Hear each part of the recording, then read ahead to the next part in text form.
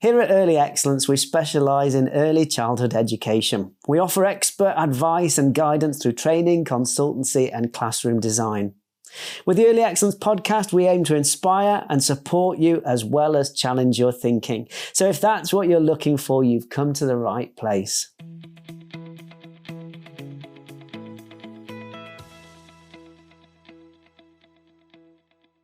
Hello everybody, Andy Burt here. I hope that you've had a really good start to the new school year.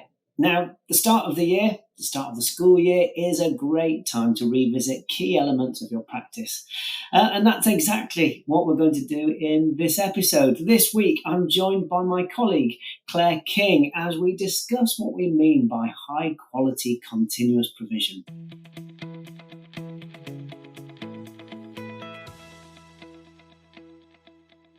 Claire, thank you very much for joining us. You're most welcome. It's lovely to be part of this podcast. Oh, fab. I don't quite know how you've managed to escape this long. You've not been with us that long at Early Excellence, have you? When did you start? So I started this January, so coming up for 6 months. Very good. And how are you finding things? Really enjoying it. It's really great to be out visiting schools, really getting a picture of what the provision looks like in a variety of schools and just helping them to, give the children the very best. So, it's been a great experience. Fab. And for people who don't know you, obviously you've been travelling around, working with schools all over the place, mostly in the Midlands and mostly in the south of England. If people haven't come into contact with you yet and don't know of you and your work, are you all right to just give us a bit of background? Yeah, is that right? Absolutely. Yeah, of course. Yeah, so I'm actually based in Cambridgeshire. I moved here 3 years ago from Kent. I have had a variety of positions within school, sort of ranging from head of early years, deputy head, acting head of school, as well as being a strategic manager of a children's centre. Most of my experience based in Kent. So having this job at Early Excellence and being back in Kent and sort of the South East, visiting some of the schools that I know has been, really rewarding to see that learning journey that they've been on. It's been absolutely great. Fab. Sounds like a really interesting background. Yeah, lots of different roles. Yeah, really interesting. Absolutely. Yeah, mainly centred around early years. Obviously, a lot of within the primary school as well, but really laying those foundations, for good quality early years provision in schools. Yeah, fantastic. So we are going to be talking all about one of our best topics, our favourite topics at Early Excellence, and that is continuous provision. Okay, I don't quite know. It was pointed out to me recently. I don't quite know why it is we haven't done an episode just on continuous provision. We might have done. It's possible we might have talked about it a little bit in one of the earlier ones, the very, very early podcasts. But we've certainly not done a kind of an interview version of that. And so, it'd be a good one to talk about. It is, of course, something that is always something that I think early years teachers and Key Stage 1 teachers talk a lot about, the idea of their provision and getting it right. And it's also, I think, an area of practice that is often really misunderstood. We have, I think in the early years, we have our own specific, often our own specific language, our own terms that we use. Which is great in that actually, we can talk as early years and Key Stage 1 teachers. When we meet each other, we talk in this particular shared language. But it does sometimes mean that actually people coming into that, or people who are kind of looking into it from outside, sometimes end up using a term that doesn't quite fit. And I don't know about you, but I find that quite a lot, that people will use terms like enhancement. And they use the term enhancement not in the way that I would expect it to be used. So they will say, "Oh, we want to enhance this. We want it to be. We want enhancement," and they're meaning improvement. Whereas, of course, enhancement in terms of an early years terminology would be more likely to mean something that is an addition to what is there within your continuous provision. Does that make sense? Yeah, absolutely. And I think from, being in schools myself, but also being part of Early Excellence and visiting more schools, I think that's, there's a real difference in the terminology people use and that understanding of continuous provision. And I have lots of conversations around what is continuous provision? What does that look like within your setting? And often it is enhancements they're using and using that terminology of continuous provision. So yeah, a lot of in-depth conversations and different meanings to it. Yes, which of course then, because you've got that confusion, it often then doesn't help in terms of moving the practice forward, because different people will have a different idea of actually what is it that we're meaning by continuous provision or enhancement or whatever it might be. And it's very difficult then to have a shared idea of how we improve that practice if even from the very beginning we've got a little bit of confusion there. So as part of this episode, what we're going to aim to do is to kind of tackle some of that. So we're going to really focus in on continuous provision and what we mean by it, okay? And then actually what it will look like as part of practice, how we go about developing it, and so on. So, Claire, are you ready for a starter for 10? I am ready. So, Claire, what is continuous provision? Yeah, continuous provision, it's looking at that provision you have within your classroom. It's looking at the organisation of the resources into those defined areas. And you're looking at the layout of the classroom and how you position those areas within your classroom. And they're going to be based on what we know children naturally do in terms of child development, those natural interests they have, as well as those next developmental stages. And I think one key thing to really notice is it's something that's continuously there. It's not changed on a weekly basis. It's something that is available for the children all year round, every day. And it's really about looking at the resources you provide within those areas, that they're rich, high quality resources, ones that you've really carefully thought about why you're putting them there, how they're going to support children's learning. Fantastic. Good answer, Claire. Very good answer. Okay, right. So, very good start. What is it not then? So, it's not something you're going to continually change. So this is often a lot of the question that I have when I'm visiting schools, and they're like, we don't know what to plan next for our continuous provision. Well, actually, that is in terms of an enhancement. So the continuous provision is not going to change weekly. You're not going to be changing the offer of the resources you're providing because you've carefully thought about them at the start of the year. So you know they're going to offer rich learning experiences. And it's something that is consistent. It's always there for the children. It's not about strolling through, Facebook groups or Pinterest. Although they're full of lovely ideas, it's not about pulling those ideas off and having those in your continuous provision every week. Yes, and I think there is I think there's something to be said here around the amount of time that we spend every week on our environment in terms of changes. I think it's important. Like you said, I think it's really important to consider actually the kind of the what and the why that we do certain things. And to make sure that all of the aspects of our practice kind of earn their place, really. So quite often I find, and I'm sure you'll have found the same, Claire, that there are times when I work and support with schools and settings where the team have got into a habit of changing absolutely everything, almost, it feels like, every week. And I think that's a natural thing that often happens when we are not confident that the continuous provision is working.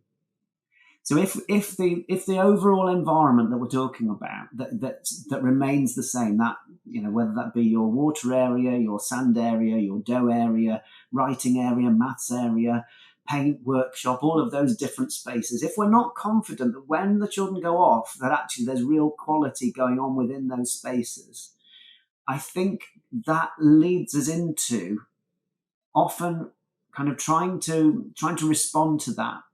Okay, we can see it's not quite working, and we often, I think, in terms of practice, we have a sort of a knee-jerk reaction to it. And sometimes subconsciously what we do is we keep the children for longer on the carpet, because we think, well, actually, if I've got them in a more directed context, whether that be at the group table or on the carpet, then actually I feel a bit more secure as a teacher, because I know that actually I'm in control of the quality that's happening here. But the second thing that we do, I think, that I see quite a lot, is that we try to make up for the fact that the overall environment isn't really engaging the children enough by coming up with more and more short-term ideas that will hopefully hold the interest of the children every single week. And it ends up with this sort of practice which is very difficult to sustain, because it involves a lot of adult work every single week, of adults packing away lots of things that are out in each area and getting new things out or new ideas out, and making signs for lots of new challenges or new things that should be happening in every single area.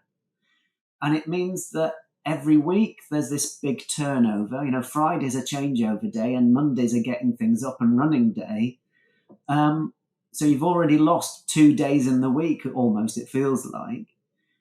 But also, every Monday, you're having to say to the children, if you go into the dough area this week, there's this in this area, and you can do this, and I've added this in.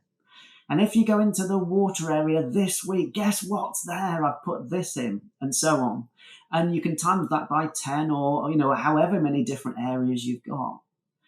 Now, the problem with that, I found, and you probably will have found the same, I think, is that over time that has a decreasing impact.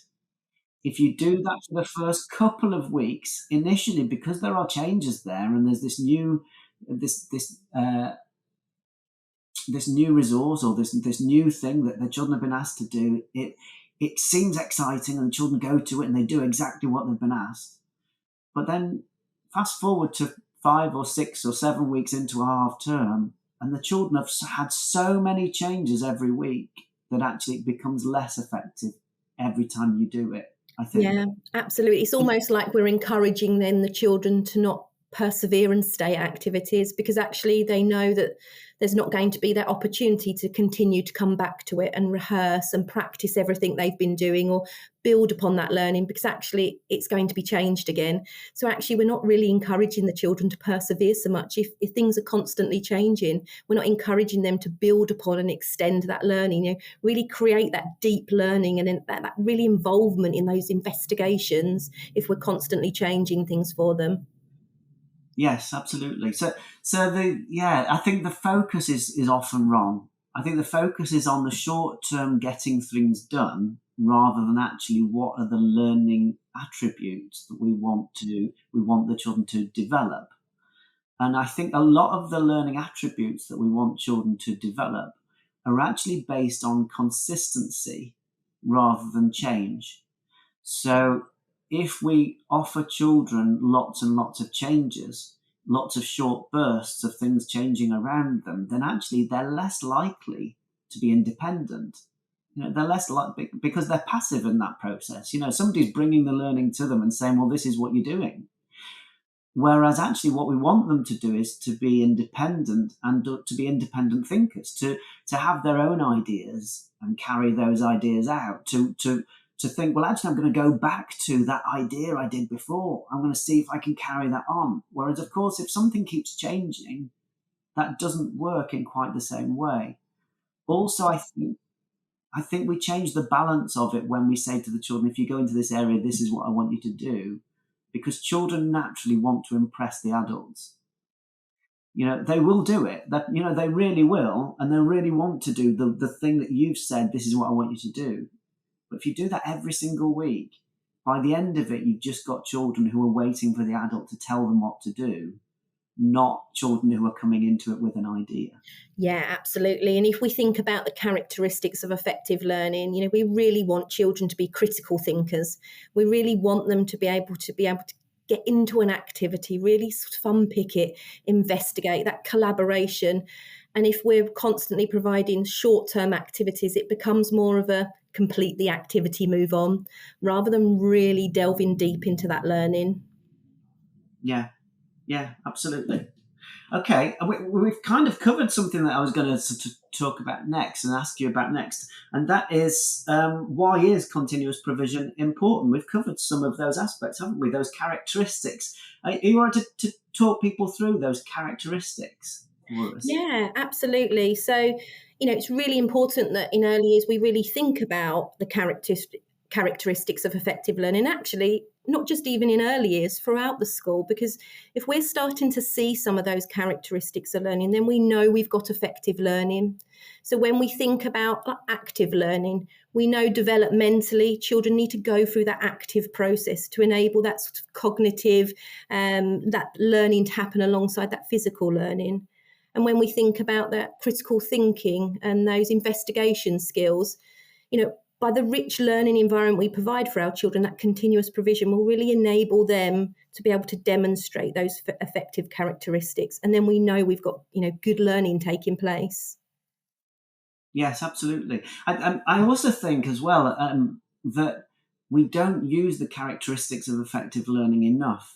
In my opinion, that in my work with schools and settings, that I often find that we spend a lot of time thinking about what children are learning. The what, the content. We are obsessed by the content, the curriculum content. And of course that's important. There's no getting away from that. What children learn is really important. Of course it is. But surely when children are 3, 4, and 5, it's as important, if not more important, that actually they are developing as learners. It's not just about the what, is it? Not really. And so and but with that in mind, we really don't use those characteristics enough. It's not a shared language. I think it's not something that really is talked about in as much depth as I think really it should be. No, I often find that those conversations around the characteristics of effective learning end up happening at the end of the year. It's that reporting process to parents or, to our year one colleagues that then we start to use that language of characteristics of learning. But actually we need to be using them all year, because actually they're indicators that things are effective for us, that actually deep learning is happening. And we want children to become lifelong learners. So therefore we need to enable these skills to happen, because it's these skills they will carry on forward regardless of the content or knowledge that we then layer alongside those areas of learning. Yeah, no, absolutely. So yeah, I always say to people, that the characteristics, you could use them as an audit tool. So stand in your room if you are wanting to really have effective action planning. Use your characteristics as an effect of effective learning as a starting point for action planning. Can you see, using the characteristics, can you see areas of your provision that are working really well? Can you identify the strengths? And conversely, can you identify the areas that are not working well through observing where the characteristics of effective learning are easy to see within your classroom? And it means, of course, that the process is really much more streamlined, because you're focusing in on strengths and weaknesses based really on what you know. You're not just changing over an area to freshen it up. You're not just moving things around because actually you need some change. You're really focusing in on the quality of it, I think. Right, Claire, this is really interesting. Thank you so much. Really, really interesting to talk to you about this. We've covered some of this already, but I wanted to ask this question because I think it's key. Why is continuous provision important? We've talked a little bit about those characteristics, haven't we? But let's explore it in a bit more depth. Why is it important? Why is continuous provision important? Yeah, when we think about that learning process that children go on, we really do need to go back to those characteristics of effective learning, because if we're seeing those elements within our children, then we know that learning is effective. And that's where continuous provision really comes into its own and offers that strength as that third teacher. It's offering opportunities to be able to engage in that critical thinking, asking those questions, those opportunities to problem solve and investigate. And continuous provision will offer that by the opportunities that are open-ended, those resources that enable children to be able to take an idea and really flow with that. And that's why it's really important that we really use those characteristics of the effective learning alongside monitoring our continuous provision to see that we are getting it right. Yeah, absolutely. I often find that we don't use those characteristics enough, I think. That actually they should be very much a part of the conversation all of the time. They really should be part of our practice right the way through the day, really. Whereas I tend to find that actually we talk a lot about the curriculum content. A lot of our planning is based around just the what. What is it we want children to learn? What sorts of skills are we wanting them to develop? All of which is important. Of course it is. That's why we're here. However, unless we think about the quality of that process, the real quality of it, then actually, how do we know that what we're doing is as effective as it could be? And so, to me, I think the characteristics of effective learning, if we're not careful, they end up just becoming a bit like the wallpaper to the practice, where it's just there and in the background and we don't notice it anymore. Do you know what I mean? Whereas actually it should be right there, central to the practice, I think. Yeah, I often find that it often becomes something that's referred to at the end of the year in that reporting process to parents or to year one colleagues. Whereas actually we need to be using it all year round. We need to be seeing that these children are really engaging in those learning skills, because actually when we get that right, they're the lifelong learning skills that children need. And we layer that with the knowledge and vocabulary we want children to learn. But actually that can't sit alone. So it's a really important process to use. And I've used them in, my leadership sort of journey throughout schools, using that as part of that sort of observational skills, those learning walks, using them alongside them really, because then actually you can see that children are really deeply rooted in their learning. You can see what is most effective in the practice that you're observing. Yeah, absolutely. Yeah, so I think that's key, really. I think effective continuous provision really helps to be able to see what quality learning looks like in a different context. It's not just about the directed teaching, but quality learning actually happens in a range of contexts, really, and should happen in a range of contexts. So it provides you with those opportunities to see that happening and to understand what that looks like in practice, really. The other thing that I think, particularly in the last few years, since the pandemic particularly, has really come to the fore is that idea of how important interactions are. That we know, of course, that the needs of children coming into school are for many schools, for many settings, those key needs are around language needs and around communication skills, speaking and listening skills. A lot of those sorts of things are real key needs for our children on entry to school. And it's led to this conversation about the importance of interactions. Okay, and which of course is important. The adult to child interactions, the child to child interactions, all of those back and forth interactions are key. But I think what is often missed is the importance of the environment within that.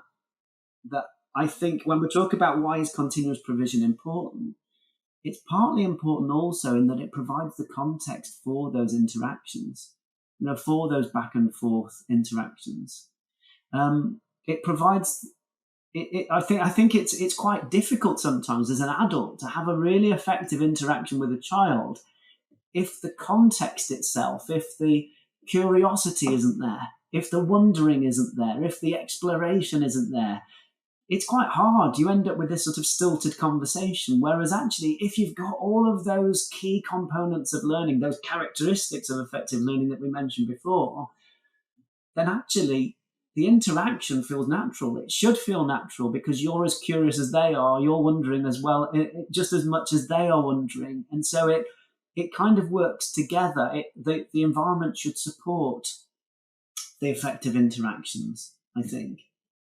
Yeah, absolutely. And we know those interactions are crucial. You know, when we go back to that brain development, for those connections to be made in the brain with our youngest children, they need that interaction with adults, you know, to stimulate those connections. So actually, if we know that's important, then we need to get that part right. But absolutely what you said, that needs to go alongside a really enabling environment, because actually we want to be able to spark those ideas from the resources and the layout we see around us. And it becomes then more of a natural conversation. That natural learning conversation then happens when you've got those rich resources to be able to use and support children's learning journey with.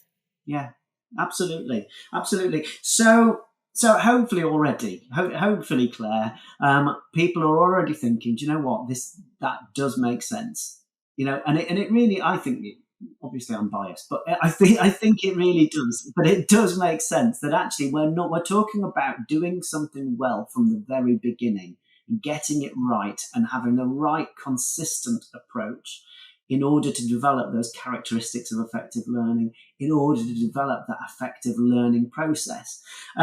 So if people are listening to this and thinking, right, I do agree with that, but where do I start with it? Where do we start? Because there is such a lot to it, isn't there?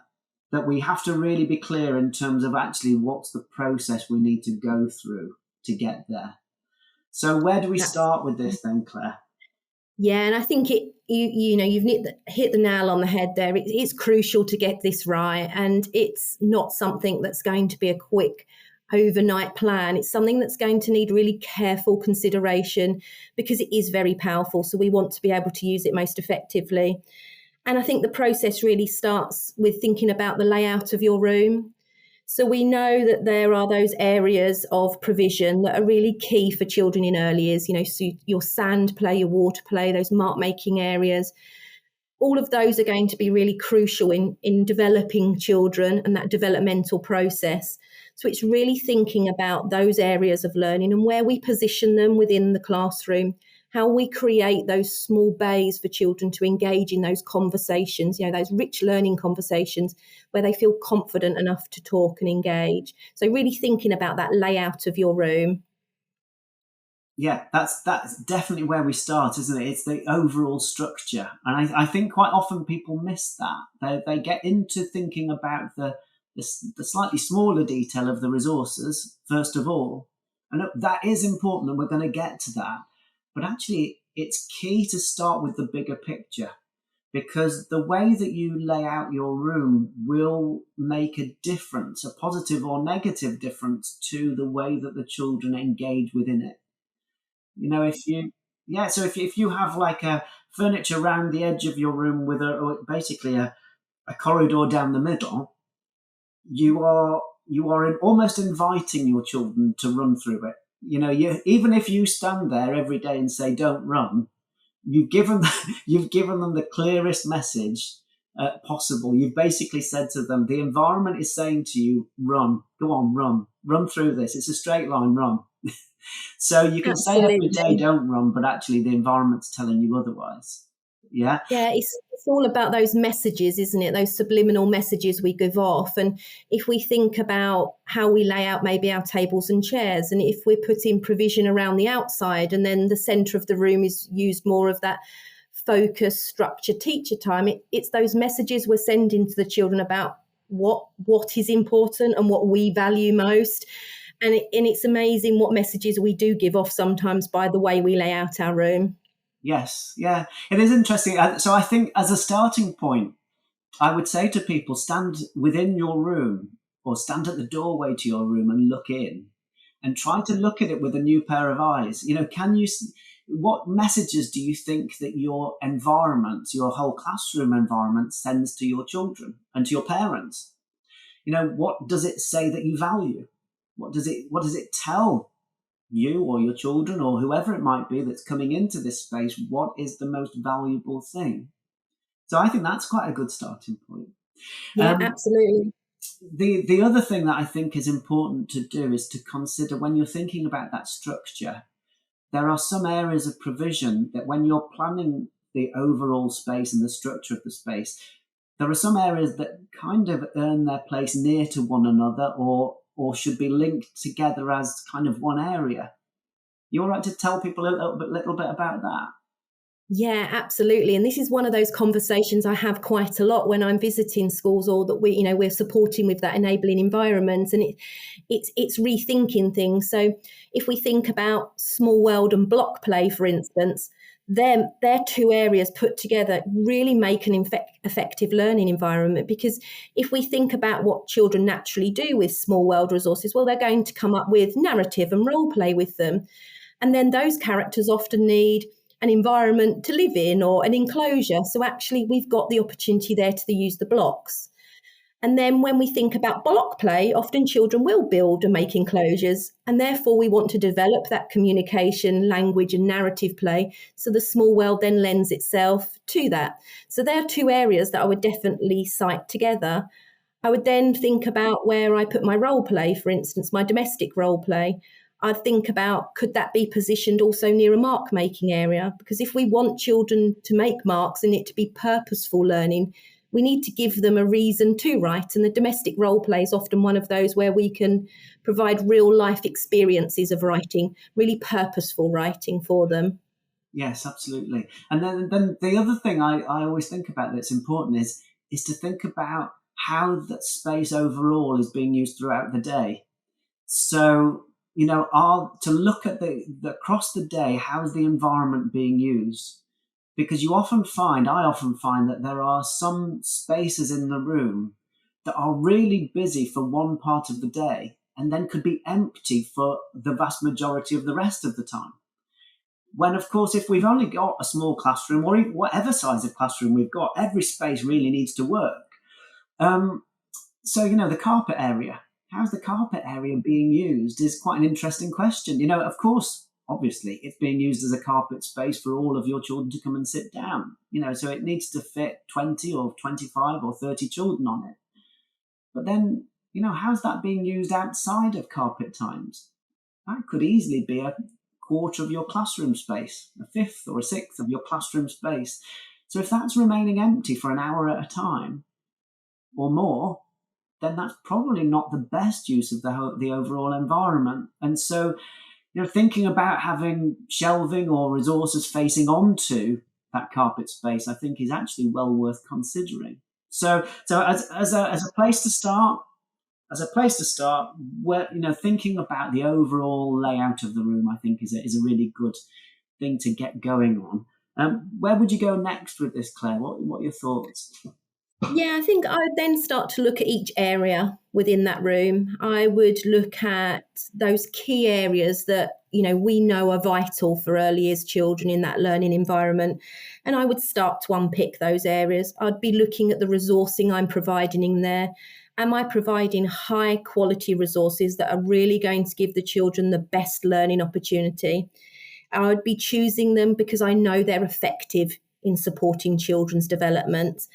And I would be looking to see, are they going to earn their place on that shelf? We use that a lot in early excellence, don't we? About resources earning their place. But it's because we know that, one, they're effective in supporting learning, but also they're open-ended. So children can take those resources and use them, as a real stimulus to support a wide variety of learning opportunities. So, really carefully fine-tuning everything you have on those shelving units or, your display units within your classroom. Yes, yeah. So I think I often say to people, start with one area at a time. So choose one area and ideally work as a team, because you want the whole team to understand all of this. And, physically take things off the shelf. Physically take everything out of this area, okay? And then as a team, take one resource at a time and go to place it back. But as you're doing so, make it earn its place there. So can the team go through this process almost like as a panel? Can you justify what's there and why this resource earns its place there? What will the children do with it? What are they likely to want to do with it? Do they see it as interesting? Is it an interesting resource or material?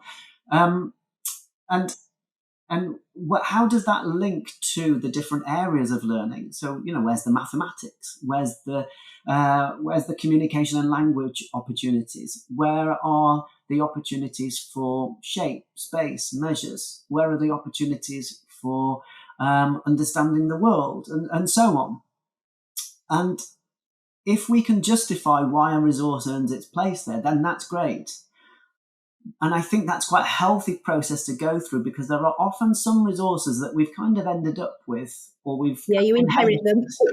It's that inheritance, of kind of materials that kind of are there because we've got them rather than should be there necessarily, and are the best resources that you could have within this space.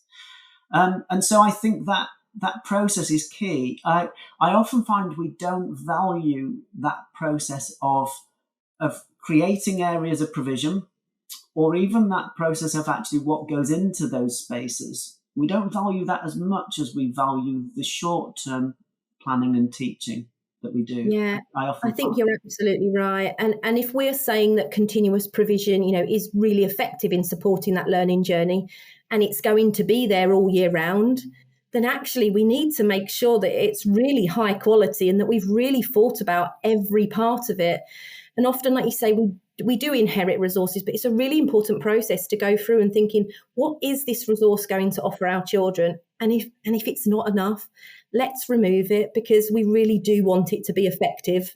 Yes, yeah. And sometimes what we end up with is, without meaning to, we end up with too many resources within an area. I think as teachers, quite generally, as early years teachers generally, we're often very creative people. We're often thinking of all sorts of things we could do, we could add in, we could develop. We end up sort of putting new things in because we think, oh, wouldn't that be great? I've seen this, I want to do this, which is brilliant. It's not necessarily a negative, but it does sometimes lead to areas of provision that have kind of lost their way because we've ended up adding lots of things in over time. And so an area can sometimes end up being a bit cluttered because we've just kept adding things in. It's a bit like with the timetable. We're very good at adding things into a timetable. We're not so good at sort of stopping and taking things out and standing back from it. And physically, our areas of provision are a bit like that too. I think this process of really looking critically at it and considering actually how will the children use those resources, what will they need? Actually, some of that is about thinning it out a little bit as well. Yeah, definitely. Often less is more. Yeah, definitely. Well, I think too much clutter also, it has an impact on tidy up time. So tidy up time takes longer and eats into the day more. But also I think the room itself often becomes noisier because of the clutter. That can often be a link, I think. And alongside that, I think children are less likely to have a clear idea of how to use the resources, or less likely to value them if there's just lots and lots of the same sort of thing. Yeah, absolutely. Yeah. And that's crucial with thinking about how we lay out those resources. What storage are we using to make it accessible for children? Are we making it look inviting for children? If we think about some of the storage we might put our small construction in, if children are having to root through deep boxes to find bits they need, they're going to lose that interest really quickly. Whereas if we're offering it so they can independently access it, it's really accessible, they're going to more likely to sustain that idea and work with it. So it's really important to think about, how you're storing it within that shelf. Is it open-ended? Can they access them easily? Are they well labelled that children can see and access them quite readily? Yes, absolutely. And as I said before, I think we often don't give enough value to this. I think, when you think about traditionally in the summer, so you're getting ready for September, people talk about, I'm going in to set up my room. And I know what that means, but at the same time, it's the same language that people use when they're talking about getting their classroom ready in year 5 or year 6. We talk about a year 5 or so year 6 teacher will go in to set up their room. But what they're talking about really is kind of making sure the desks are in the right place and generally, have they got their books labelled up or whatever it might be. Yeah. Are their boards back? That kind of thing. Whereas actually, in the early years, just setting up your room is to me, it sounds a bit like I'm getting on my high horse here, but it sounds a bit like it devalues it a bit, that actually it's much more than that, isn't it? Preparing your environment, or whatever phrase you want to use. Actually, I know it sounds a bit pernickety, but I do think it's important to kind of make sure that actually what we're talking about here is a process that is really important. It's not just setting up your room. It's actually really skilled. It's a level of planning, really. It is. Yeah, So what absolutely. I mean? Yeah, So, go on, sorry. No, I was going to say we need to just think about, really carefully those resources we're providing. And I always think about the small world. When you look at the animals that you might be offering, are we thinking enough about, are they size relative, or have we got, a huge pig and a tiny horse? It's that level of really sort of looking at your resources, because actually we could be creating misconceptions for these children if they haven't had those experiences, or they haven't been able to see animals. So it's really carefully thinking about that. And, are they high quality? Making sure that, there's no broken items for those children, because that will really devalue the learning that we're offering then. Yes, yeah, absolutely. So carefully thought through resources, not too much clutter. So we don't need, for example, 15 buckets in the water area that are all going to get thrown in. Just a few of each thing that have earned their place there for a particular purpose tends to be the best way to look at it. And also, as I mentioned before, I think this is crucial. It needs to be a team effort. So really looking at each area in turn, improving it, looking carefully at it, really valuing it in terms of storage, as Claire said, in terms of resources as well, in terms of that real detail of what we're offering here. But it does need to be a team approach, because actually it's much easier to sustain if we can get everybody in the team on side with this. Okay, so final thing then, Claire, and that is, we've gone through this process. We've looked at each area in turn. Okay, so if you imagine that you're in your classroom, you've made sure that each area, you've gone through all of these thought processes and really made sure that materials earn their place on the shelf. Finally, then, what does continuous provision planning look like? What does the planning for this look like? I think this is a really interesting question, actually, and one that I often think that we don't think enough about. I think we focus on the short-term planning. So, what elements I'm going to teach within my whole class or my small group, or thinking about planning the enhancements. But often enough, we don't think enough about that continuous provision planning, because it does need a lot of thought. It's a really important process. If we're saying that learning environment is that third adult and it's supporting our learning, then we need to get it right. It really needs to show our thinking process. We've gone through that process, really clearly defining those areas. So now our planning needs to show that. It needs to represent that sort of planning process. So I would start to think about, within that plan, what resources I'm offering and what experiences they're going to offer the children. I know that the resources I'm providing are going to offer that deep learning opportunity, but what areas of learning will that support? So I know I'm getting a wide range. I'll then think about what the adult's role would be within that continuous provision plan. So actually it gives a guide for adults really to utilise the continuous provision as much as possible. It's a really valuable tool to think carefully about that process. Really important with your planning continuous provision. Yes, and we must remember, of course, that although that's a lot of work, because we're talking about something that is going to be continuous, that once it is put in place, that actually we're not talking about changing it every week or every 4 weeks or anything like that. It is there. Although it's a lot of work, once it's done, generally it is done.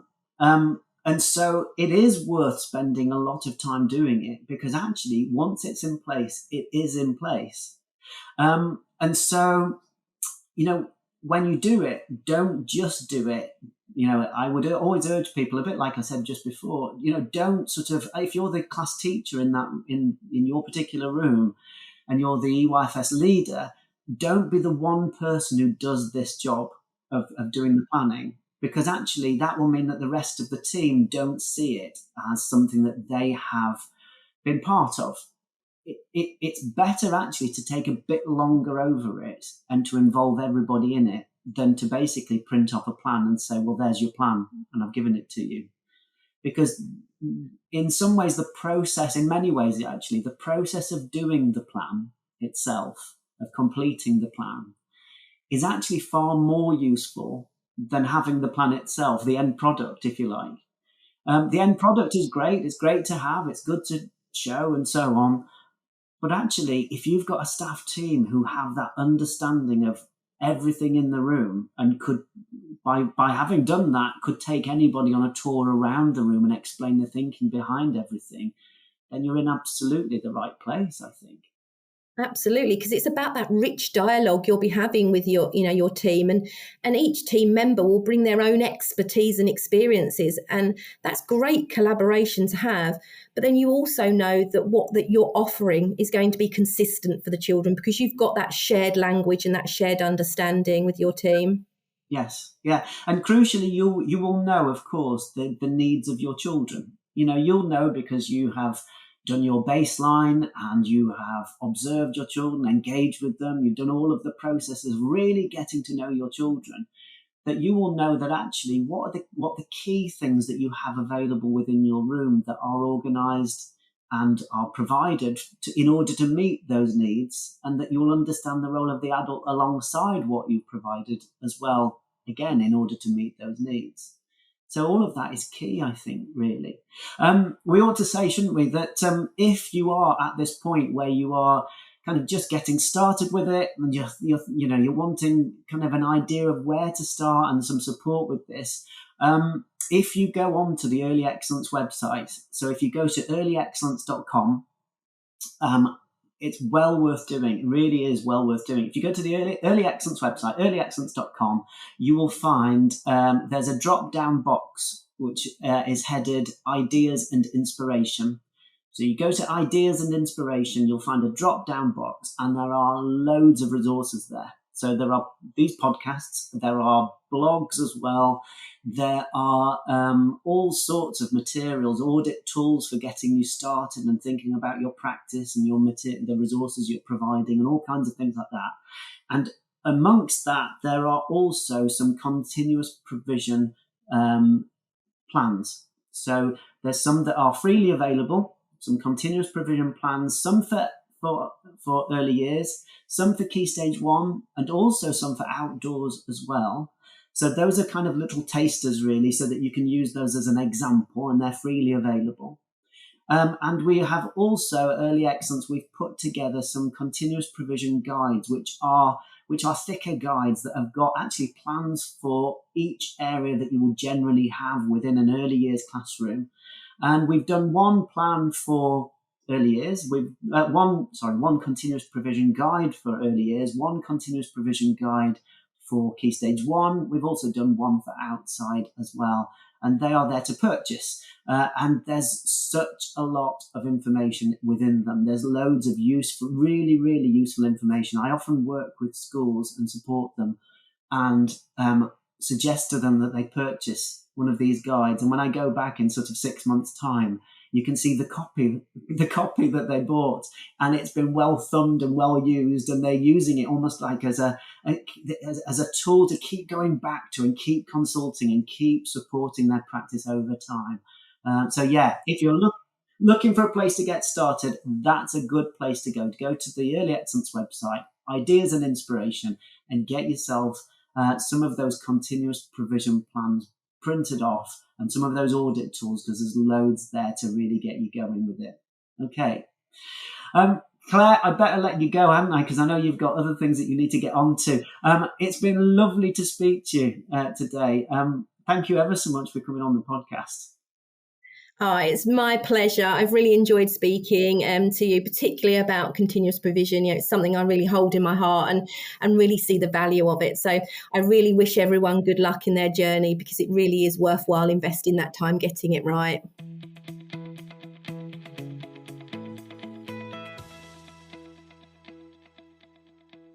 So there you go, lots to get you thinking at the start of this new school year. That's about it for this week from us. Thank you very much for listening, and we will see you next time.